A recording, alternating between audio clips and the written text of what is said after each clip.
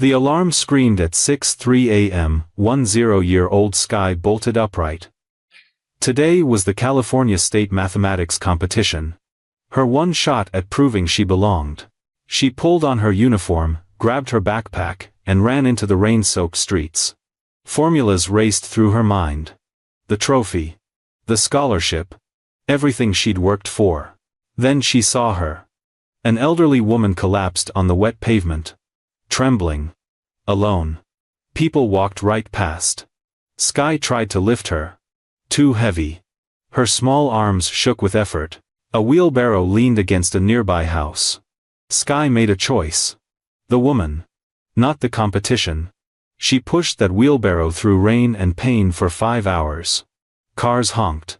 Arms burned. Uniforms soaked. Every step took her further from her dream. When she finally stopped, exhausted and defeated, she had no idea a black luxury sedan was pulling up behind her, or that the powerful man stepping out was the billionaire son of the woman she'd just saved. Sky's sacrifice was about to change everything. But not in any way she could have imagined.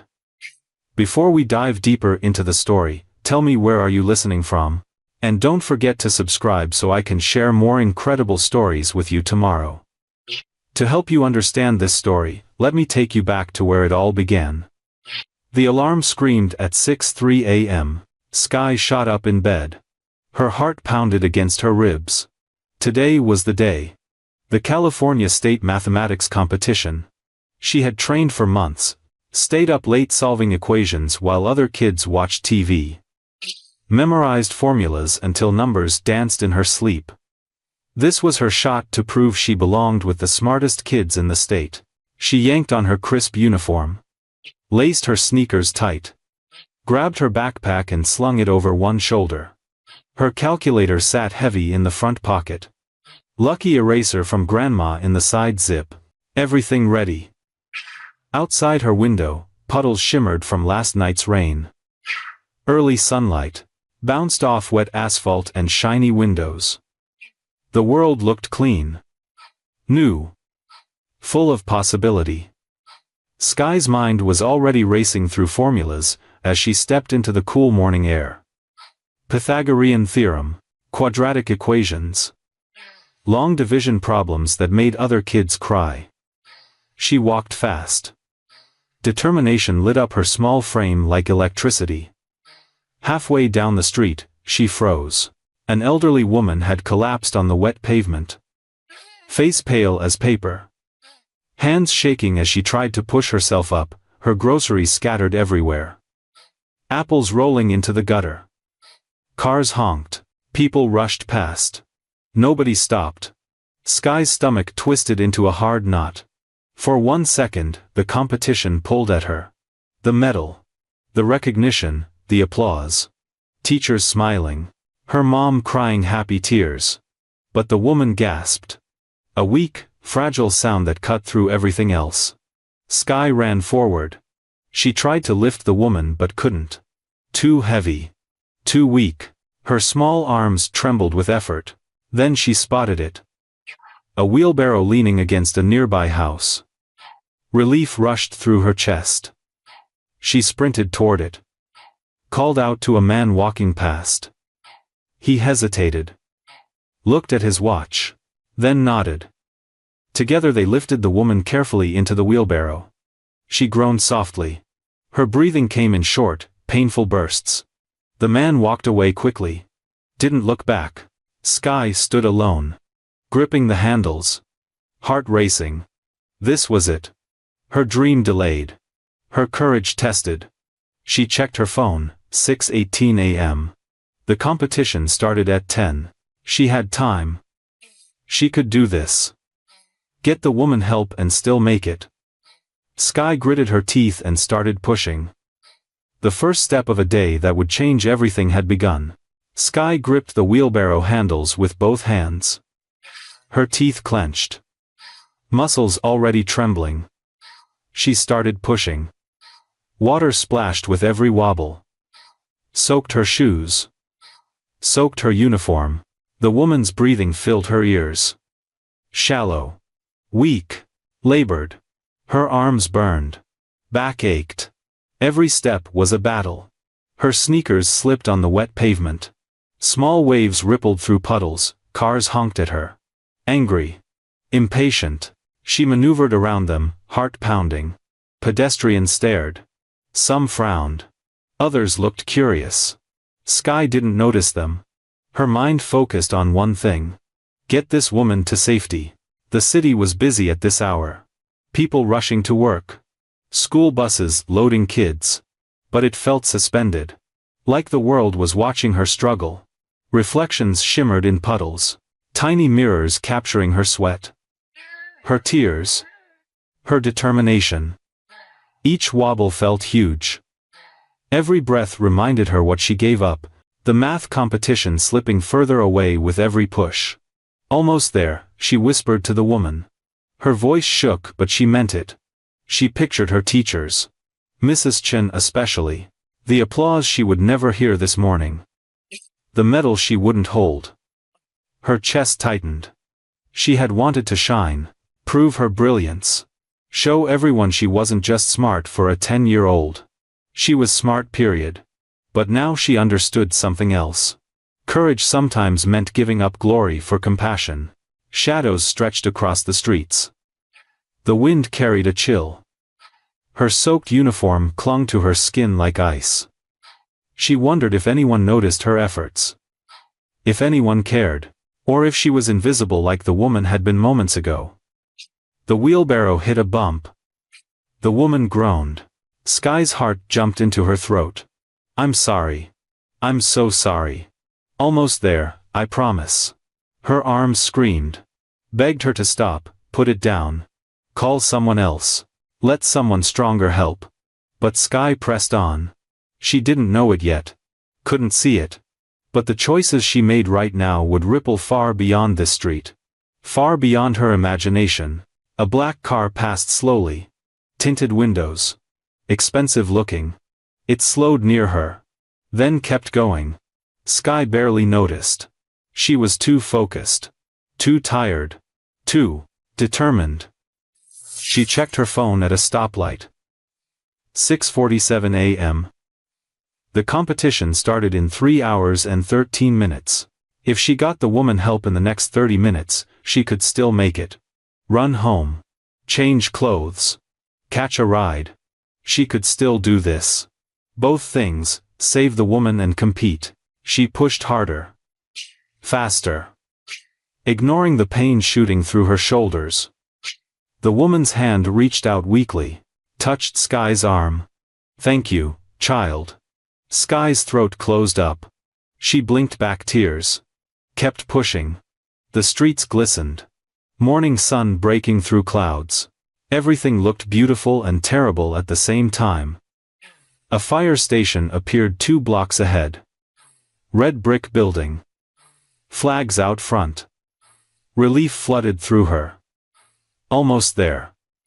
Just 2 more blocks. The wheelbarrow wobbled again. Her grip slipped. She caught it just in time. Sweat dripped into her eyes. Her braids were coming loose. Her uniform was ruined. But she didn't care anymore. Getting this woman safe was all that mattered now. She pushed forward. 1 step. Then another. Somewhere behind her, that black car circled back. Parked quietly. Watching. But Sky didn't see it. She only saw the fire station ahead. Safety. Help. Hope, 2 more blocks. She could do this. Sky's legs ached. Her arms burned from gripping the handles. Every wobble threatened to topple the woman. The competition had started an hour ago. Her classmates were already there. Solving equations. Writing answers. While she pushed through puddles, anxiety clawed at her chest. This was her dream. Her moment. Slipping away with every second. But the woman's trembling body pressed against her conscience. Every push forward. Every splash in the streets. Reminded Sky she had chosen the harder path. The right path. Her sneakers dragged through mud. Her uniform was destroyed, but she didn't falter. Compassion outweighed ambition. She could feel it in her bones. Reflections in the puddles caught her eye. Distorted faces of strangers. Neon glow from a bakery. Wet sidewalk cracks stretching like obstacles. Each reflection mirrored her struggle. Her determination. Her fear. The weight of responsibility pressed down, heavier than the wheelbarrow itself. Almost there, ma'am. Just a little further. The elderly woman's soft murmurs of thanks made Sky's throat tighten. She realized something right then. Her courage mattered more than medals. More than trophies. More than proving herself to judges who didn't even know her name. Above, the morning clouds were breaking. But the streets stayed slick. Treacherous. Shadows from buildings stretched longer with every push. They looked like fingers reaching across the pavement. Sky reached the intersection of Main and Elm. Her muscles trembled violently now. The wheelbarrow threatened to tip with every bump. Every crack in the asphalt. Her hands were numb. Skin wet and wrinkled from rain. The woman clutched the wheelbarrow's sides. Her breathing shallow. Weak. Sky's mind drifted for 1 second to the competition. Her teachers. Mrs. Chen's proud smile.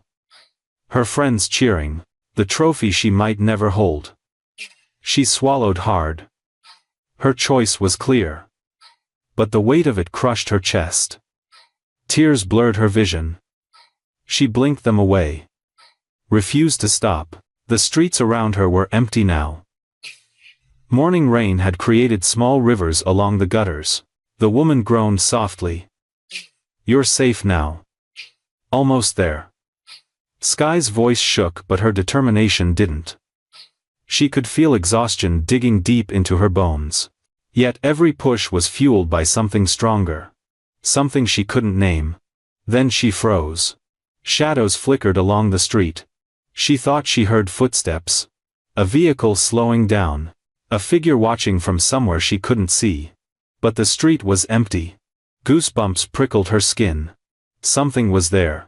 Or someone. Waiting. Watching. She shook it off. Probably just tired. Her brain playing tricks. Sky pressed forward. Her arms screamed. Her legs begged her to quit. Every drop of rain. Every wobble. Every step felt huge. She didn't know who watched. Didn't know the significance yet. But soon everything would become clear. Her life would change forever. She just had to keep pushing. Keep going. Keep choosing courage over comfort. The fire station was 1 block away now. She could see the red doors. The flags waving. Help was right there. She gritted her teeth. Tightened her grip. And pushed harder than she thought possible. The woman whispered something. Sky asked, leaning closer while still pushing. You're special, child. Very special. Sky didn't understand.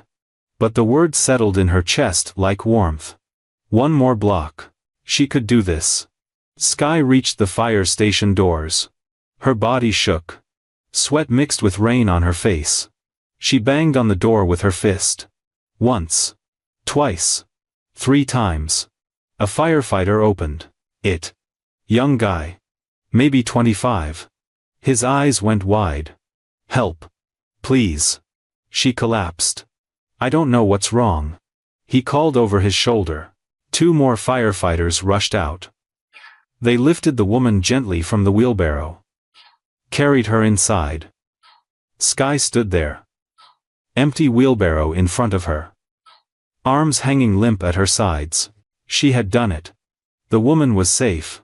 Relief crashed over her like a wave. Then exhaustion, her knees buckled. She caught herself on the wheelbarrow handle. You okay, kid? The first firefighter crouched beside her. Sky nodded. Couldn't speak. Her throat was too tight. That was brave. Really brave. How long were you pushing her? Sky checked her phone. The screen was wet. Cracked in one corner. She wiped it on her shirt. 8:23 a.m. 2 hours. She had been pushing for 2 hours. Where are your parents? The firefighter asked. Home. I was on my way to my math competition. His face changed. Softened. You missed it? Sky nodded. The reality for Maine hit her all at once. She had missed it. The California State Mathematics competition. The thing she trained months for. Gone. Tears spilled down her cheeks before she could stop them. Hey. You did something amazing today. You saved that woman's life. But I wanted to compete. I studied so hard. I know. But you made a choice. The right choice.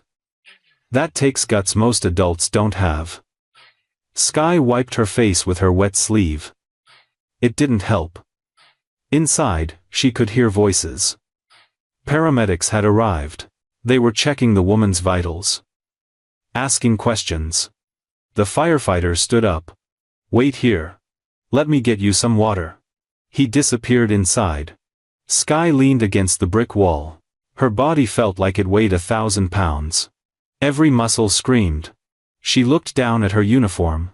Mud splattered. Soaking wet. One shoe had come untied somewhere along the way. Her calculator was still in her backpack. Unused. Her lucky eraser. Her pencils. All there. All useless now. A paramedic came outside. Older woman with kind eyes. You brought her in? Yes, ma'am. She's stable. You got her here just in time. Another hour and we might have lost her. Sky's chest tightened. Another hour. She had almost given up twice. Almost left her to find someone else to help. Thank you, the paramedic said. Seriously. You're a hero. Hero. The word felt strange. Wrong. She wasn't a hero. She was just a kid who missed her competition. The paramedic went back inside. Sky sat down on the curb. Put her head in her hands. Across the street, a black sedan pulled up. Parked quietly, the engine hummed soft. Sky didn't notice, she was too tired. Too defeated. Inside that car, a man watched her carefully. He had seen everything. Followed the entire journey from the moment she loaded the woman into the wheelbarrow. He picked up his phone. Made a call. I found her. The girl from this morning. She's at the station on Main. A pause. Yes. I'm certain. She's exactly what Mother described. Another pause. I'll wait. I want to meet her myself. He ended the call. Settled back in his seat. Eyes never leaving Sky. She sat there on the curb. Small. Exhausted. Unaware that her life was about to change in ways she couldn't imagine. The firefighter came back with water and a blanket. Here. Drink this. I called your mom. She's on her way. Sky took the water. Drank it in 3 gulps. Everything hurt. Everything ached. But somewhere deep inside, beneath the disappointment and exhaustion, she felt something else. Pride. She had done the right thing. 5 hours passed. Sky sat on a bench outside the fire station. Her mom had come. Hugged her tight. Cried. Then left for her shift at the hospital. Couldn't miss work. Bills didn't pay themselves. The firefighters brought Sky dry clothes from the donation box. Gray sweatpants. A faded blue hoodie. Her wet uniform sat in a plastic bag beside her. The woman was still inside. Resting. The paramedics said she'd be okay. Just dehydrated. Weak. Needed monitoring. Sky should have felt happy. She saved a life. That mattered. But all she felt was hollow. The competition was over. Results were probably posted by now. Some other kid held the trophy. Some other kid got the scholarship. The math camp invitation. The recognition. Not her. She checked her phone. Texts from Mrs. Chen. From her friends. All asking where she was. Why she didn't show up. She couldn't answer. Didn't know what to say. The sun was lower now. Afternoon light stretched across the parking lot, made the puddles look like gold. Sky leaned back against the bench, closed her eyes. Every muscle still ached. A sound made her look up. A car engine. Smooth. Expensive sounding. A black luxury sedan pulled into the parking lot. Slow. Deliberate. It stopped right in front of her. Sky's heart jumped. She sat up straight. The driver's door opened. A man stepped out. Maybe 35. Sharp suit, clean. Shave. He moved like someone important. Confident but not cocky. He looked directly at her. Sky's breath caught. Something about his eyes. Familiar somehow, but she'd never seen him before. He walked toward her. Not rushing. Not hesitant. Just steady. "Are you Sky?" he asked. Her throat went dry. "Yes. My name is Ethan Carlisle." He paused. "Let the name settle." "The woman you saved this morning." "That's my mother." Sky's mind went blank. Then raced. His mother.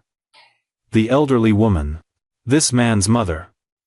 "Is she okay?" Sky blurted out. Ethan's face softened. "She's fine. Because of you.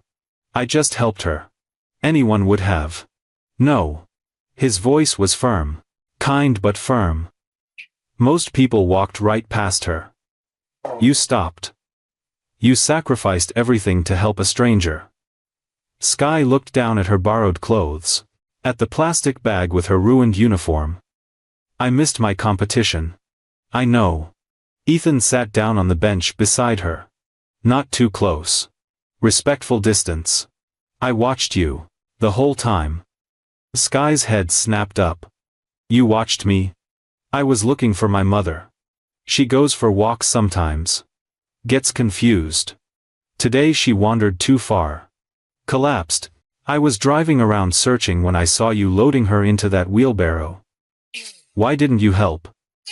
"I wanted to. But I saw something in you. Something rare." He paused. "Courage. Real courage. Not the kind people talk about. The kind people live." Sky didn't know what to say. Ethan reached into his jacket pocket. Pulled out a business card. Handed it to her. Carlisle Industries, it read. CEO underneath his name. "You gave up something important today," he said. "Your competition. Your dream. For someone you didn't know. She needed help. Most people would have called 911 and kept walking. You didn't. You stayed. You pushed her through rain and pain for 2 hours. That says everything about who you are." Sky's chest tightened. Tears threatened again. "I want to make sure your bravery doesn't go unnoticed," Ethan continued. "Or unrewarded." "I don't need a reward." "I know. That's exactly why you deserve one." He stood up. Straightened his jacket. "I'll be in touch. Soon. Very soon." He walked back to his car. Got in. The engine purred to life. Sky watched him drive away. Card still in her hand. Everything felt different suddenly. Bigger. Like the world had shifted while she sat on this bench. She didn't understand yet. Couldn't see the full picture. But something had changed. And it was only beginning. Sky slumped on the curb outside her house. Still drenched. Still exhausted. The business card felt heavy in her pocket. Her small apartment building looked different somehow. Like she was seeing it for the first time. The chipped paint. The rusty mailboxes. The cracked steps. She had lived here her whole life. Never thought twice about it. But now, after meeting Ethan Carlisle, everything looked smaller. She pulled out the card again. Studied it. Carlisle Industries. She'd heard that name before. Somewhere. Couldn't remember where. Her neighbor Mrs. Rodriguez came out carrying groceries. Saw Sky sitting there in borrowed clothes. "Mija, What happened to you? Sky stood up. I helped someone today. An old lady who fell. Mrs. Rodriguez's face softened. That's my girl. Always thinking of others. She patted Sky's cheek. Your mama raised you right. She went inside. Sky sat back down. Stared at the card. What did he mean by rewarded? Money? She didn't want money. That felt wrong. Like getting paid for doing the right thing. Her phone buzzed. Text from Mrs. Chin. Sky, where were you? We waited. You would have won. The problems were perfect for you. Her stomach dropped. Would have won. Those 3 words cut deep. She could have won. Could have held that trophy. Could have made her mom proud in front of everyone. Instead she sat here. Wet. Tired. Alone. But the woman was alive. Ethan's mother. She was okay because Sky stopped. That had to count for something. Didn't it? She went inside. Her little brother Marcus was watching cartoons. He looked up. Why are you wearing weird clothes? Long story. Mom said you're a hero. Sky froze. She said that? Marcus nodded. Went back to his cartoons. Hero. There was that word again. Sky changed into her own clothes. Threw the borrowed ones in the wash. Her uniform was ruined. Mud stains that wouldn't come out. Her mom would be upset. That uniform cost money they didn't have. She lay on her bed. Stared at the ceiling. The cracks looked like a map. Like roads going nowhere. Her phone buzzed again.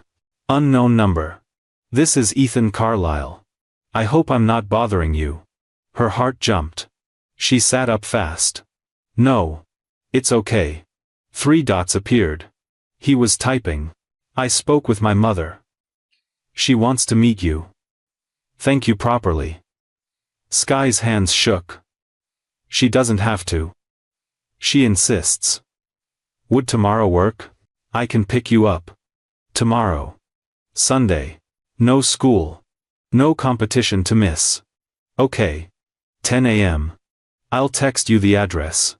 Bring your mother if you'd like. The conversation ended. Sky stared at her phone. What just happened? Why did a billionaire want her to meet his mother? Why did any of this matter? She looked around her tiny room. Posters of mathematicians on the walls. Books stacked everywhere. Her calculator sitting on the desk. Unused. She thought about the competition, about the trophy she'd never hold. About Mrs. Chen's text. Would have won.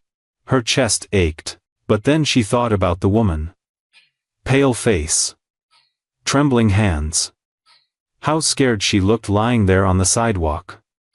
Nobody else stopped. Just Sky. And now Ethan Carlisle was texting her. Asking to meet. Talking about rewards. None of it made sense. She heard her mom come home. Footsteps in the hallway. The door opened. Baby, how you feeling? Sky turned. Her mom looked tired. Always looked tired after 12-hour shifts. I'm okay. Her mom sat. On the bed. Pulled Sky close. I'm so proud of you. You know that? I missed the competition. You saved a life. That's bigger than any competition. But I studied so hard. I know. And that wasn't wasted. You'll have other chances. But that woman. She only had one chance. And you gave it to her. Sky's throat tightened. She leaned into her mom's shoulder. Someone wants to meet me tomorrow. The woman's son. He's rich. Really rich. Her mom pulled back. Looked at her carefully. Rich how? Carlisle Industries rich. Her mom's eyes went wide. The Carlisle family? Sky, they own half of California. He seems nice. I'm coming with you. He said I could bring you. Her mom nodded. Quiet for a moment. Then smiled.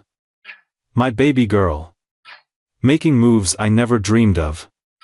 Sky didn't feel like she was making moves. She felt like the world was spinning and she was trying to hold on. But something big was coming. She could feel it in her bones. Change. She just didn't know how much. Sunday morning came too fast. Sky barely slept. Her mind raced all night. What did they want? Why did it matter so much? She put on her best outfit. A blue dress her mom bought for church last Easter. It was too small now. Tight in the shoulders. But it was all she had. Her mom wore her nurse scrubs. Didn't have time to change between shifts. She looked nervous. Kept checking her phone. You sure about this?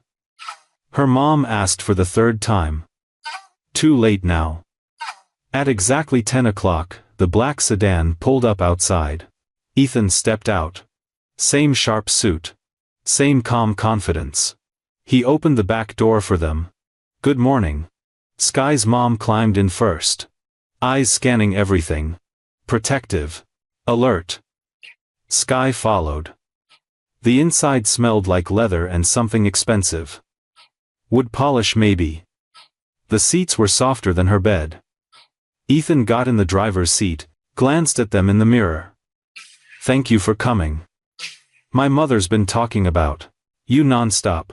They drove through neighborhoods Sky had never seen. Big houses. Manicured lawns. Trees that looked like someone trimmed them with scissors. Her mom gripped her purse tight. Sky could feel her tension. Where exactly are we going? Her mom asked. Polite but firm. My mother's home. About 20 minutes from here. They drove in silence. Sky watched the city change outside her window. Smaller houses became bigger. Apartment buildings became mansions. Chain-link fences became brick walls. Finally they turned onto a private road. Gates opened automatically.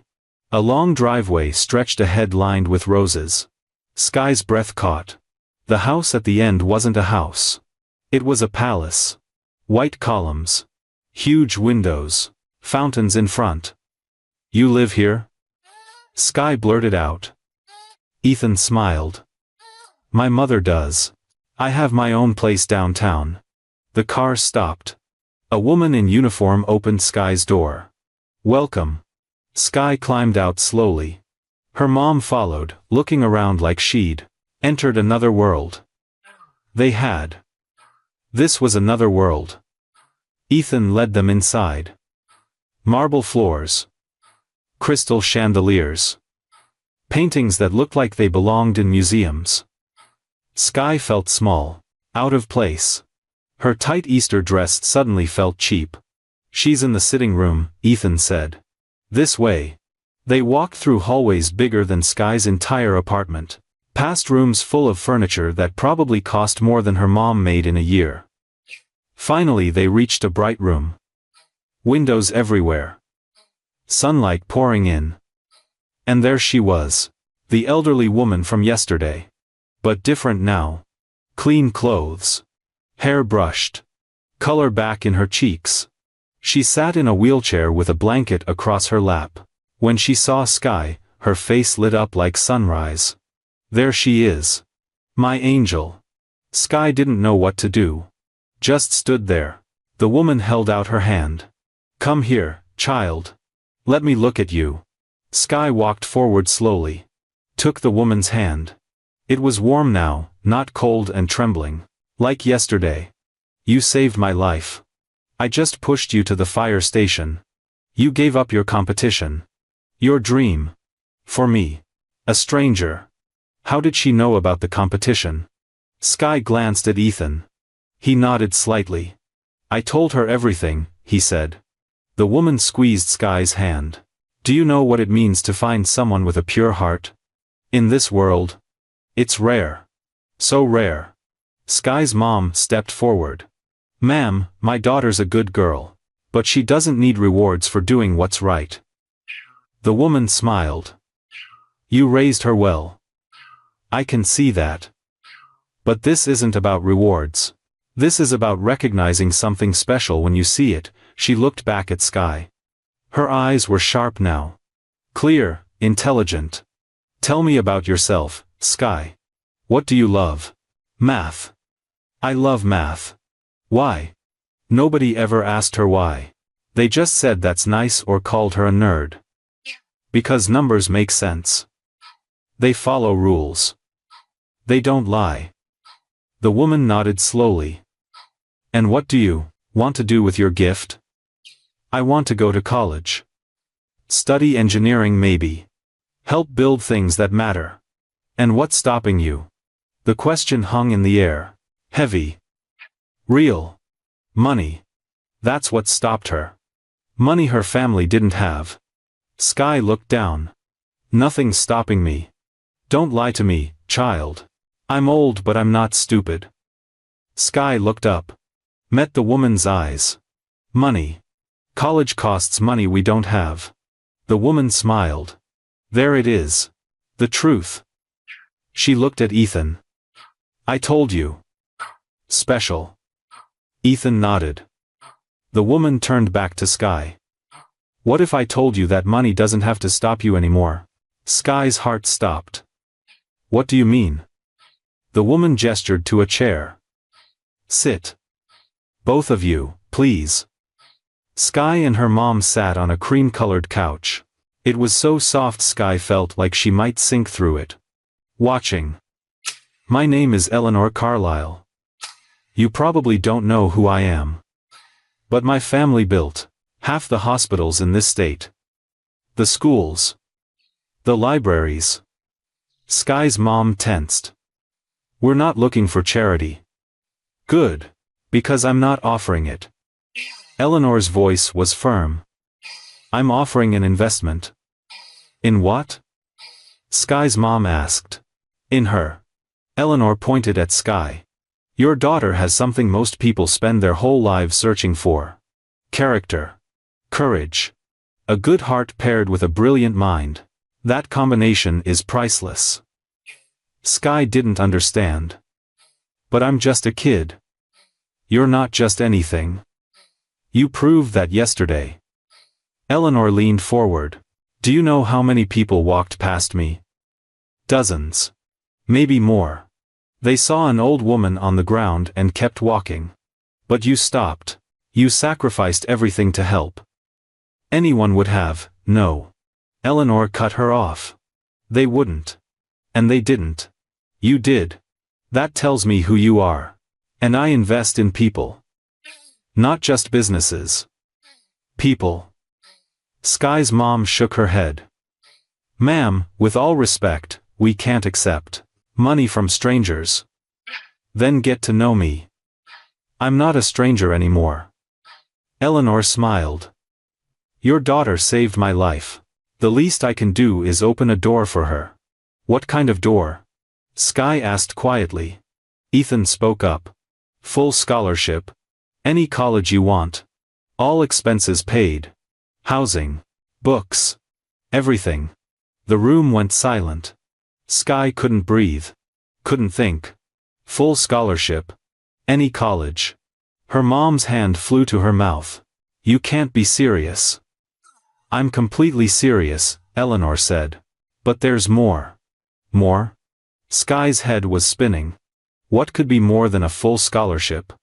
I want to set up a trust fund. For your education. Your brother's education. Your mother's expenses. So she doesn't have to work herself to death at that hospital. Sky's mom started crying. Silent tears running down her cheeks. Why? Sky whispered. Why would you do this? Eleanor reached out. Took Sky's hand again. Because yesterday, when you made your choice, you showed me something I'd been searching for. Proof that good people still exist. That compassion isn't dead. That children can still teach adults what matters. But I don't deserve this. You absolutely do. And I'm not asking you to be grateful. I'm asking you to keep being exactly who you are. Keep choosing courage, keep helping people. Keep using that brilliant mind of yours. Ethan pulled out papers from a briefcase. We had our lawyers draw these up last night. It's all legal. All legitimate. Sky's mom wiped her eyes. This is too much. We can't, you can. And you will. Eleanor's voice was gentle but final. I don't have much time left on this earth. Let me do something that matters with what I have. You're sick? Sky asked. Eleanor nodded. Old age catches everyone eventually. But yesterday, lying on that sidewalk, I was ready to give up. And I thought, maybe there's still hope for this world. Sky's throat tightened. She looked at her mom. Her mom looked back, tears still flowing. I don't know what to say. Her mom whispered. Say yes, Eleanor said simply. Let me help your daughter become everything she's meant to be. Sky thought about the competition. The trophy she didn't win. The scholarship she lost. All of that pain. All of that sacrifice. And here, sitting in this massive house, was something bigger. Something better. Something she never dreamed possible. Why me? Sky asked one more time. You don't even know me. I know enough. I know you're the kind of person who runs toward trouble, not away from it. Who gives up her dreams to help strangers. Who pushes a wheelbarrow through rain for 2 hours because someone needs help. Eleanor smiled. That's all I need to know. Ethan handed the papers to Sky's mom. Look them over. Take your time. Have a lawyer review them if you want. Her mom took the papers with shaking hands. Eleanor looked at Sky. You gave me my life back. Yesterday. Let me give you yours. Sky's mom stared at the papers. Her hands wouldn't stop shaking. I need to think about this. Of course. Eleanor nodded. Take all the time you need. But Sky could see it in her mom's eyes. The war happening inside her head. Pride fighting with desperation. Independence fighting with opportunity. They'd struggled for so long. Every bill a battle. Every month wondering if they'd make rent. And now this. A way out. A real way out. Can I ask you something? Sky's mom looked at Eleanor. What do you want from us? Really? Nothing. Just for your daughter to succeed. To become the person she's meant to be. There's always a catch. Eleanor smiled sadly. I understand your suspicion. You've probably been burned before. People making promises they don't keep. But I'm not those people. Ethan spoke up. My mother has funded over 300 scholarships in her lifetime. She believes in investing in potential. That's all this is. 300 scholarships. Sky's mind couldn't wrap around that number. Why didn't you help yourself yesterday? Sky asked Eleanor. You're rich. You could have called someone. Eleanor's face changed. Softer. Vulnerable. I left my phone at home. Went for a walk to clear my head. Got confused. Wandered too far. By the time I realized I was lost, I felt weak. Then I fell. And suddenly I was invisible. Just another old woman people stepped over. She paused. Looked directly at Sky. I was ready to die there. On that sidewalk. Alone. Forgotten. Then you appeared. This little girl with fire in her eyes. And I thought, if she stops, if she helps, then maybe everything I've believed about humanity isn't wrong. Sky felt tears building. Fought them back. You stopped. Eleanor continued. You didn't hesitate. You gave up everything to save me. That's worth more than money can measure. But money is what I have. So money is what I'll give. Sky's mom folded the papers carefully. We'll look at these. Talk about it. As a family. That's all I ask. Ethan checked his watch. I should get you both home. Let you process everything. They stood up. Eleanor wheeled herself forward. Grabbed Sky's hand one more time. Whatever you decide, know this. You changed my life yesterday. You reminded me why I do what I do. Why I built what I built. It's all supposed to help people like you. Good people. Deserving people. Thank you, Sky whispered. Eleanor pulled her close. Hugged her tight. She smelled like lavender and something else. Something warm and safe. No, sweet girl. Thank you. The drive home was silent. Sky pressed her face against the window. Watched the mansions turn back into houses. The houses turn back into apartments. Her world coming back into focus. When they pulled up to their building, Ethan turned around. Whatever you decide, you have my number. Call any time. For anything. Sky and her mom got out. Stood on the sidewalk. Watched the black sedan drive away. Her mom let out a long breath. Did that just happen? I think so. Baby, do you understand what they're offering? A scholarship. Everything. They're offering you everything. Her mom's voice cracked. College. Security. A future I could never give you. You've given me plenty, Mama. Not like this. Her mom looked at the papers in her hands. Nothing like this. They went inside. Marcus was watching cartoons with Mrs. Rodriguez. How'd it go? Mrs. Rodriguez asked. Sky's mom couldn't speak. Just handed her the papers. Mrs. Rodriguez read them. Her eyes got wider with each page. Dios mío. This is real? I think so. You have to accept this. You have to. I don't know. It feels wrong. Taking so much from strangers. They're not strangers anymore. Mrs. Rodriguez handed the papers back. And your baby earned this. She saved that woman's life. Sky sat down next to Marcus. He didn't look away from the TV. You gonna be rich now? He asked casually. I don't know. Can we get a bigger TV? Sky laughed. First time she'd laughed since yesterday morning. Her mom sat down across from her. Papers spread on the coffee table between them. What do you want, baby? Really want? Sky thought about it. About the competition she missed. The trophy she'd never hold. The math camp she'd never attend. Then she thought about Eleanor. About second chances. About doors opening that she didn't know existed. I want to say yes, Sky said quietly. But only if you're okay with it. Her mom's eyes filled with tears again. I'm more than okay with it.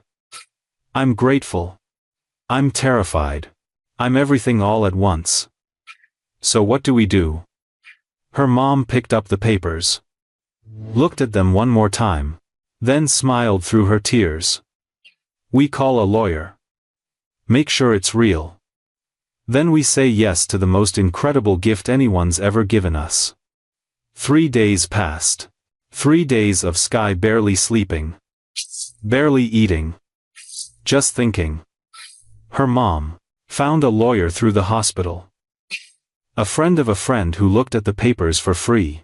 He called Tuesday night. It's legitimate, he said. Everything's legal. Clean. No strings attached. This is real. Her mom hung up. Looked at Sky. It's real. Sky felt like she couldn't breathe. Real. This was actually happening. So we call them? Sky asked. We call them. Her mom dialed Ethan's number with shaking fingers. Put it on speaker. He answered on the second ring. Hello? Mr. Carlyle, this is Sky's mother. We've reviewed the papers. Silence. Then, and we'd like to accept. If the offer still stands. It absolutely does. Sky could hear the smile in his voice. My mother will be thrilled. When do we sign? I can come to you tomorrow. Bring everything we need. Make it official. They set a time. Hung up. Sky's mom sat down hard on the couch. We just changed our lives. Is that good or bad? I don't know yet. Ask me in 10 years. That night, Sky lay in bed staring at the ceiling. Tomorrow everything became real. Official. Legal. She thought about the competition again. Still hurt. Probably always would. But this hurt less now. Because something bigger had come from it. Wednesday afternoon, Ethan arrived. Briefcase in hand. Professional but warm. They sat at the tiny kitchen table. Papers spread everywhere. Ethan explained each one. What it meant. What it covered. This is the scholarship fund. Full ride to any accredited university. Undergraduate and graduate programs if you want. Sky's mom nodded. Still looked stunned. This is the trust fund for Marcus. Same deal. When he's ready for college, it's there. Marcus was in the living room, completely unaware his future just got secured. And this is the monthly allowance. For living expenses. So you can cut back your hours at the hospital. Be home more. Her mom started crying. Again. She'd cried more in 3 days than Sky had seen in years. I don't deserve this, her mom whispered. You raised a daughter who saved my mother's life. You deserve everything. Ethan pushed the papers toward them. Sign here. And here. Initial here. They signed. Sky's hand shook so hard she could barely hold the pen. Ethan collected the papers. Smiled. Congratulations. Your lives just changed. After he left, Sky and her mom sat in silence. What now? Sky asked. Now we figure out how to live with this blessing without losing who we are. What do you mean? Money changes people, baby. I've seen it. Good people become different when they have too much. We won't let that happen. Her mom pulled her close. Promise me. Promise me you'll stay humble. Stay kind. Stay the girl who stopped for a stranger. I promise. That night, Sky couldn't sleep again. But this time it wasn't from worry. It was from possibility. She thought about colleges she could attend now. MIT. Stanford. Caltech. Places that only existed in her dreams before. She thought about her mom cutting back hours. Being home for dinner. Not working herself to death. She thought about Marcus having the same chances she did. Not struggling like they had. All because she stopped. Because she chose compassion over competition. The next morning, Sky went back to school. Everything looked the same. Her locker. Her classroom. Her friends. But she felt different. Like she was seeing the world through new eyes. Mrs. Chen pulled her aside before class. I heard what you did. Why you missed the competition. Sky braced herself. Expected disappointment. I'm proud of you, Mrs. Chen said, you chose character over achievement. That's rare. I still wanted to compete. I know. And you will. Next year. Regional competitions. State again. You'll have plenty of chances. Mrs. Chen smiled. But what you did, that only comes once. That was your moment to show who you really are. And you did. Sky felt something shift in her chest. The regret loosening. The pain easing. Maybe she hadn't lost anything. Maybe she'd gained something bigger.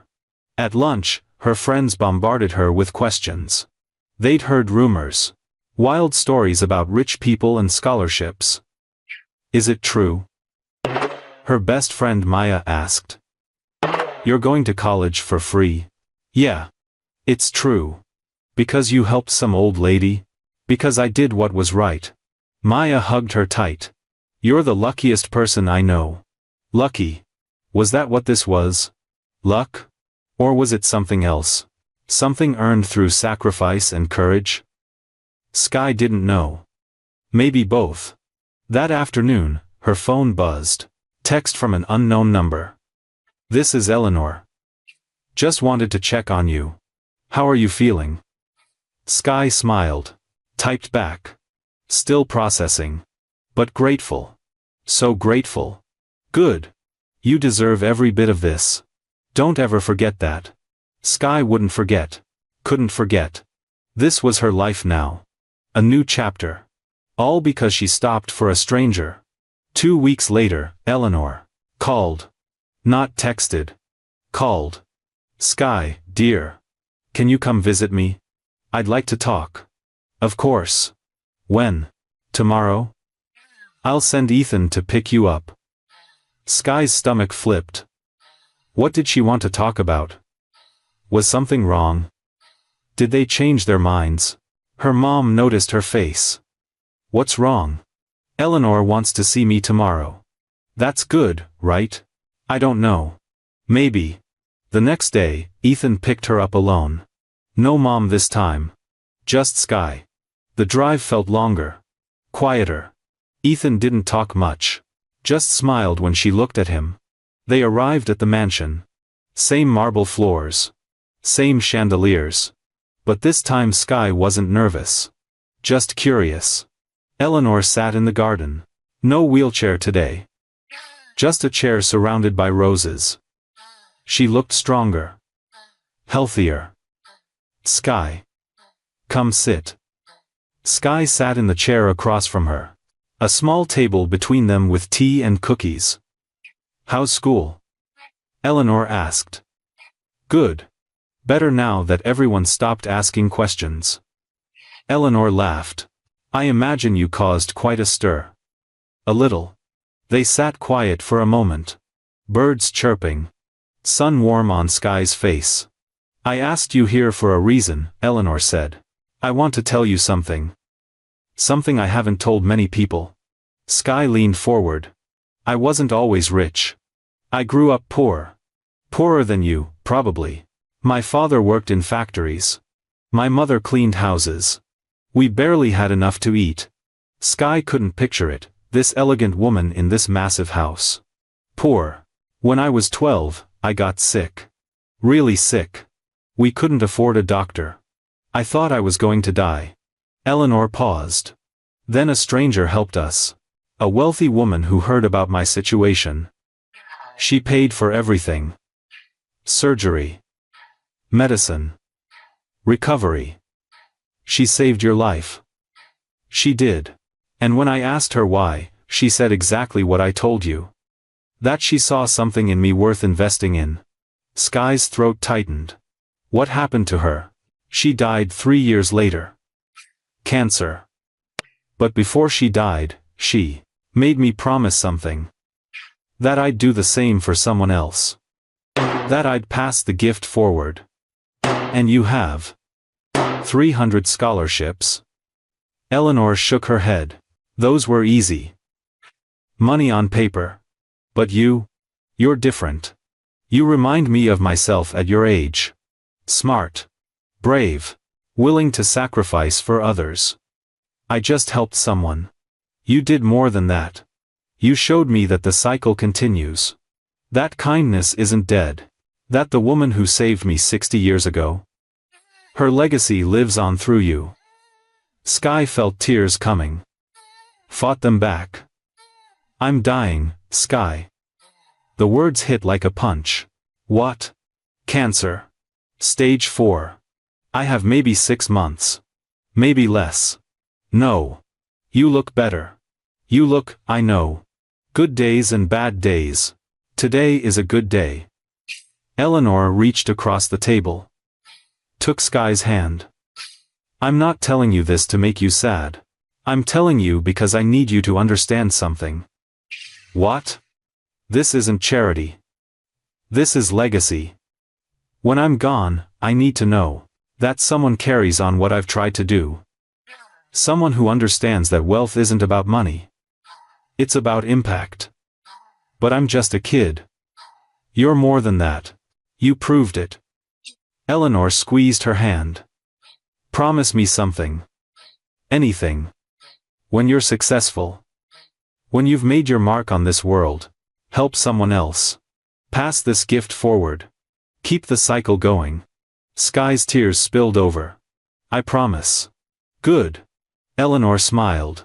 Wiped Sky's cheek. Now stop crying.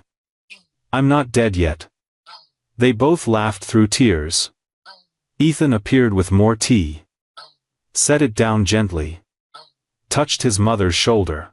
She's been waiting to tell you, he said to Sky. Needed the right moment. Eleanor nodded. I wanted you to know why this matters. Why you matter. You're not just receiving a scholarship. You're receiving a responsibility. I understand. Do you? Really? Sky thought about it. About the woman who saved Eleanor 60 years ago. About Eleanor saving her now. About who she might save someday. Yes. I understand. Then my work here is almost done. They sat together for another hour. Talking about everything. School. Dreams. Math. Life. Eleanor told stories about building her business. About mistakes she made, lessons she learned. Sky soaked up every word. This woman wasn't just giving her money. She was giving her wisdom. When it was time to leave, Eleanor hugged her tight. Come visit me often. While I'm still here. I will. I promise. On the drive home, Sky stared out the window. Everything looked different again. Heavier. More meaningful. She wasn't just a kid who helped someone anymore. She was part of something bigger. A chain of kindness stretching back 60 years, maybe longer.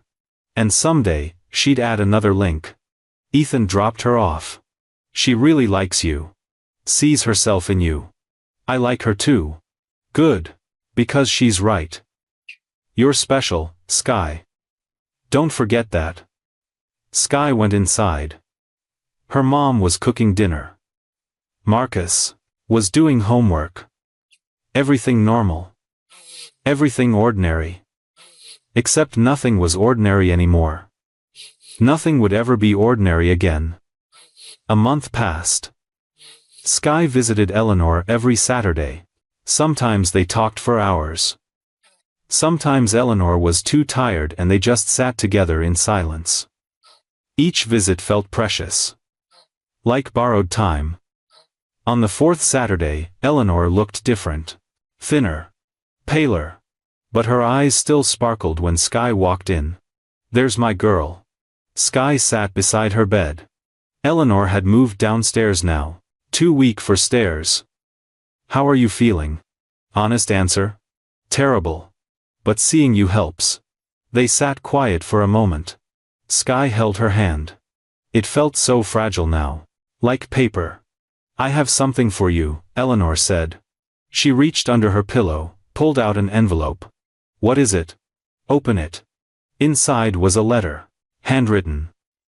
Eleanor's shaky handwriting. Read it later. When you need it most. When you're doubting yourself or this path. Read it, and remember why you're doing this. Sky tucked it in her pocket. Thank you. No. Thank you. For giving an old woman hope in her final days. Don't talk like that. Why not? It's true. I'm dying, Sky. We both know it. Eleanor smiled softly. But I'm not afraid anymore. Because I know my legacy continues through you. Sky's chest ached. She'd grown to love this woman. This stranger who became family. I don't want you to go. I know. But that's not how life works. We get our time. Some longer than others. I've had a good run. 83 years. Built an empire. Changed lives. And in my last month, I met you. That's a pretty good ending. Tears streamed down Sky's face. It's not fair. Life rarely is. But we make the best of what we get. Eleanor squeezed her hand weakly. Promise me you'll keep visiting. Even when it gets hard. Even when I don't remember your name or why you're here. I promise. And promise me you'll stay true to who you are. Don't let the money change you. Don't let success make you forget where you came from. I won't. I promise. Eleanor closed her eyes. Tired. Good. That's all I needed to hear. Ethan walked in. Looked at Sky. She needs to rest now. Sky stood up. Kissed Eleanor's forehead. I'll see you next week. Eleanor nodded. Already drifting off. Outside the room, Ethan pulled Sky aside. It's getting worse. Fast. The doctors say maybe 2 weeks. Maybe less. Can't they do anything?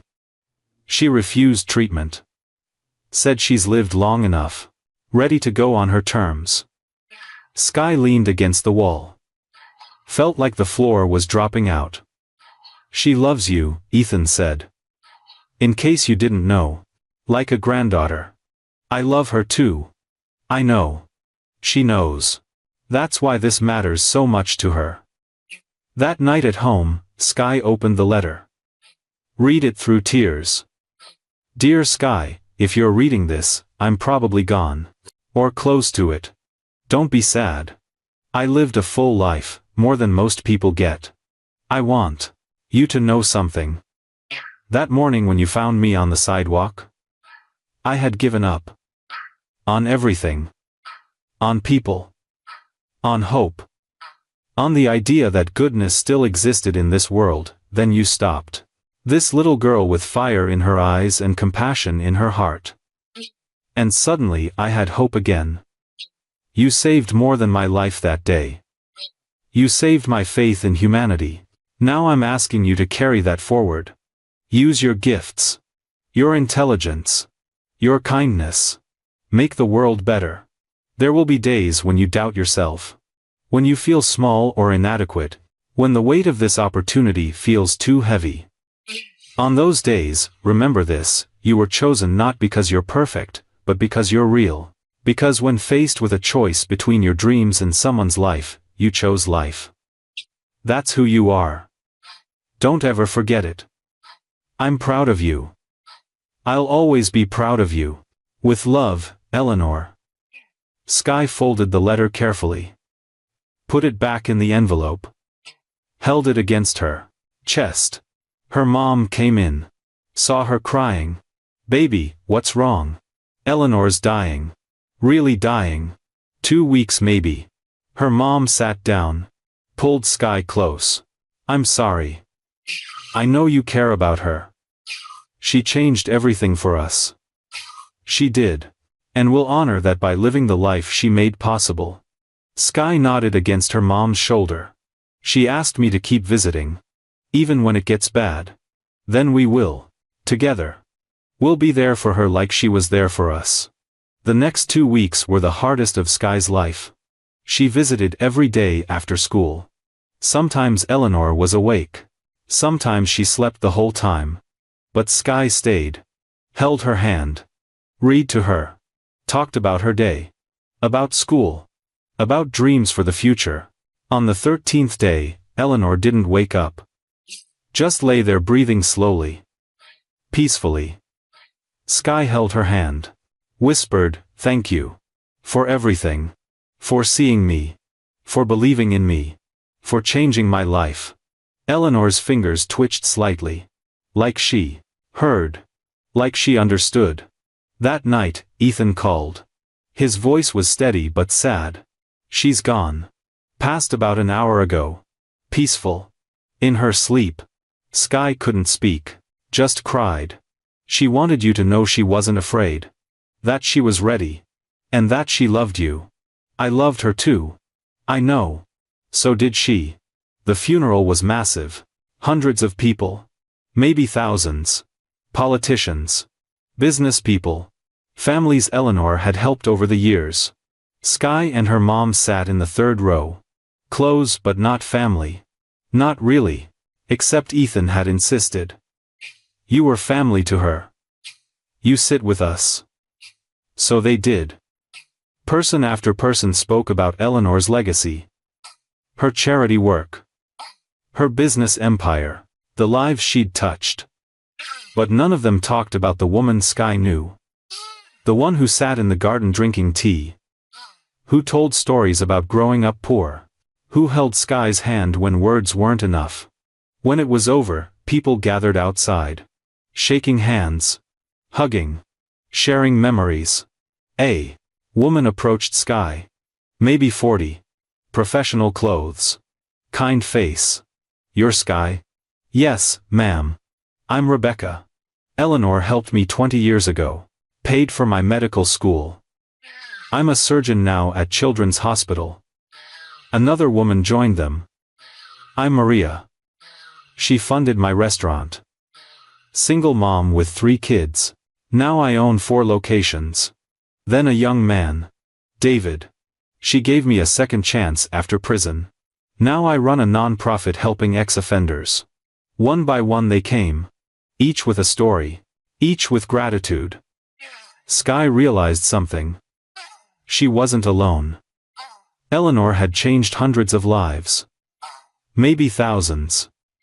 And now Sky was part of that legacy. She talked about you, Rebecca said. In her last weeks. Said you reminded her why she did all this. I didn't do anything special. You stopped. That's more than most people do. After the funeral, Ethan asked Sky and her mom to come back to the house. There's something Mother wanted you to have. They followed him to Eleanor's study. A beautiful room with books lining every wall. Ethan opened a drawer. Pulled out a small box. She left specific instructions. This is for you. He handed it to Sky. Inside was a necklace. Simple gold chain with a small pendant. The letter E engraved on it. It was hers, Ethan said. From the woman who saved her life when she was 12, she wore it every day. And now she wants you to have it. Sky's hands shook. I can't take this. You have to. She insisted. Ethan smiled softly. She said you'd understand what it means. The weight of it. The responsibility. Sky put it on. The metal was warm against her skin. Like it held all of Eleanor's strength and love. There's something else, Ethan continued. He pulled out an envelope. Her will was read this morning. She left something for you beyond the scholarship. Sky's mom tensed. We don't want anything else. She's already given us everything. I know. But this isn't negotiable. It was her final wish. He opened the envelope. Read from the paper inside. To Sky. The girl who saved my life and restored my faith. I leave you my personal library. Every book. Every journal. Every lesson I learned. Study them. Learn from them. Use them to build your own legacy. Sky looked around the study. Thousands of books. Business. Philosophy. Science. History. This is too much. It's exactly what she wanted. Ethan folded the paper. She also set up something else. A foundation in her name. And she named you to the board. What? I'm 10 years old. 11 next month. And she didn't care about your age. She cared about your heart. When you turn 18, you'll have full voting rights. Until then, your mother will represent you. Sky's mom shook her head. This is insane. We can't, you can. And you will. Because refusing would dishonor everything she tried to do. Ethan's voice was gentle but firm. She built all of this to help people. And she chose you to carry it forward. Don't let her down. Sky touched the necklace.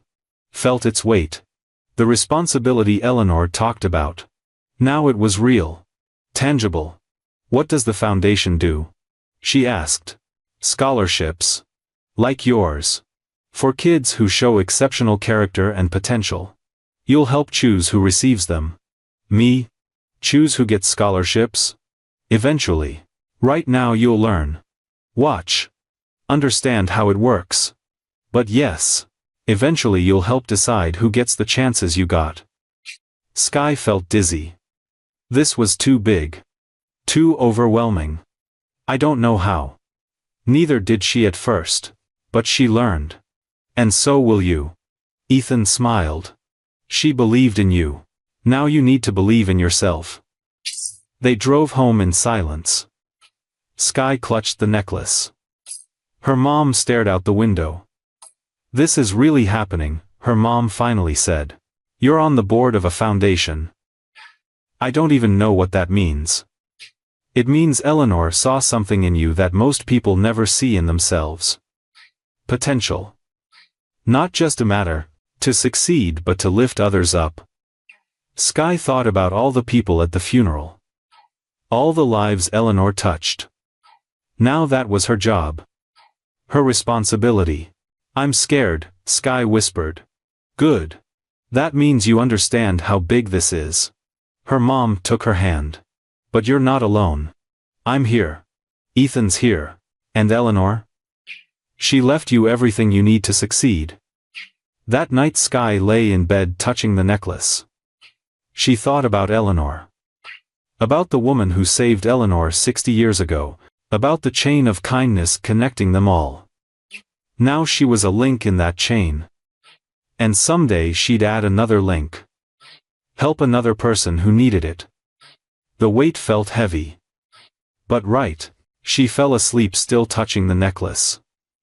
Still feeling Eleanor's presence. Still carrying her legacy forward. 6 months passed. Life became a blur of school, foundation meetings, and learning to carry Eleanor's legacy. Sky turned 11. No big party. Just her mom, Marcus, and Ethan. They ate cake, in their tiny apartment. It felt right. Simple. Real. Make a wish, her mom said. Sky closed her eyes. Wished Eleanor could see her now.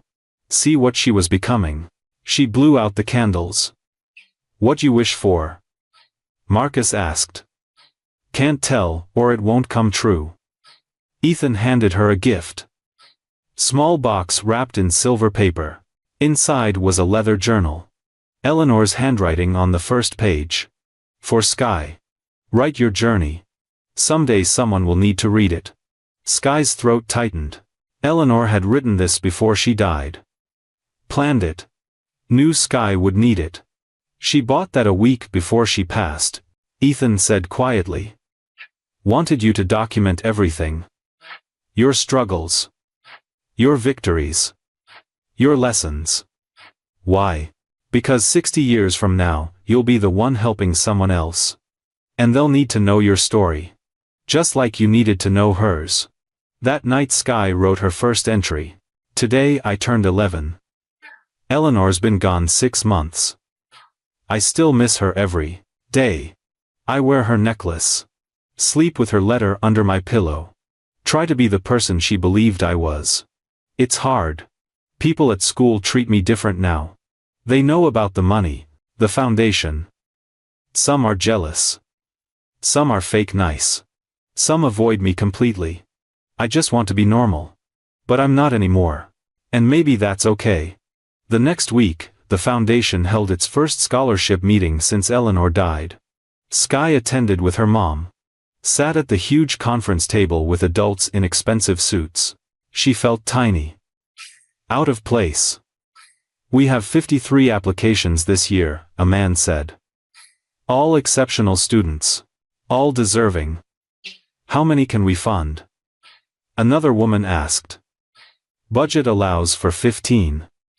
15 out of 53. That meant 38 kids wouldn't get help. The thought made Sky sick. They went through applications one by one.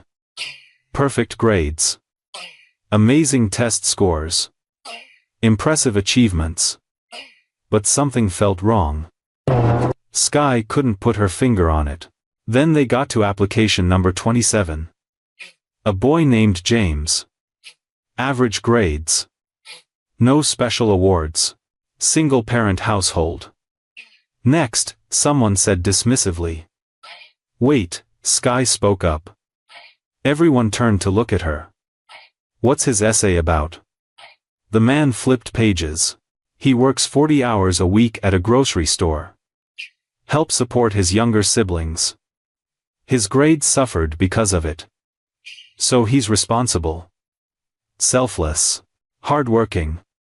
But his grades don't meet our standards. Sky thought about Eleanor. About the woman who saved her not because of grades but because of character. Eleanor wouldn't care about his grades. She'd care about his heart. Silence around the table. Ethan smiled slightly. She's right. My mother always said character matters more than credentials. But we have standards. The woman protested. Her voice was stronger now. Find kids who sacrificed for others. Who chose compassion over achievement. Like Eleanor taught me. The board members looked at each other. Uncomfortable. Uncertain. That's not how we've always done it, someone said. Maybe that's the problem.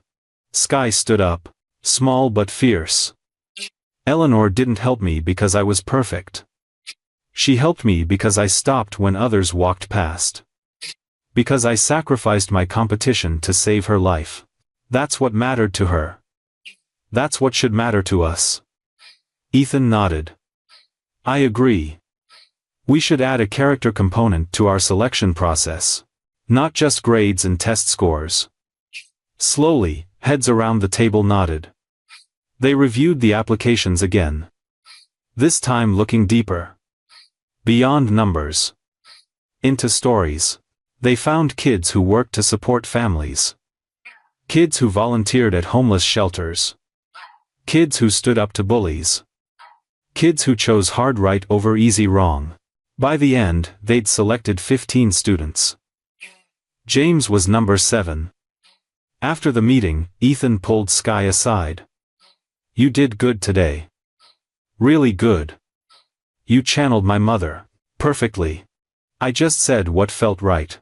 That's exactly what she would have done. He smiled. You're becoming who she knew you'd be. That night Sky wrote in her journal again. Today I spoke up at the foundation meeting. Changed how they pick scholarship winners. It felt scary but right. Like Eleanor was speaking through me.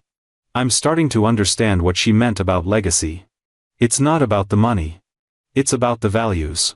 The priorities. The belief that character matters more than credentials. I'm 11 years old and I'm on a foundation board. It's weird. It's overwhelming. But maybe I'm exactly where I'm supposed to be. At school the next day, Mrs. Chin pulled her aside. I heard what you did at that foundation meeting. Ethan called me. Sky blushed. He did. He did. And I'm proud of you. You're not just smart, Sky. You're wise. There's a difference. I don't feel wise. The wisest people never do. Mrs. Chin smiled. Keep being you. Keep speaking up. The world needs more people like you. That week, James got his acceptance letter. Full scholarship. His mom called the foundation crying. Thanking them. Saying it was a miracle. Sky realized something then.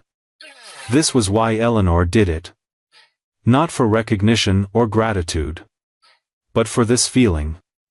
The knowledge that someone's life just changed. That opportunity just opened where there was none before. She touched her necklace. Felt its weight. I get it now, she whispered to Eleanor wherever she was. I finally get it. A year passed. Sky was 12 now. Taller. More confident. But still the same girl who stopped for a stranger. Her mom cut back to part-time at the hospital. Home for dinner most nights now. It felt like a luxury they'd never dreamed of. Marcus was thriving. Better grades. Happier. Talked about college like it was actually possible. Everything had changed. But Sky worked hard to stay grounded. Still lived in the same apartment.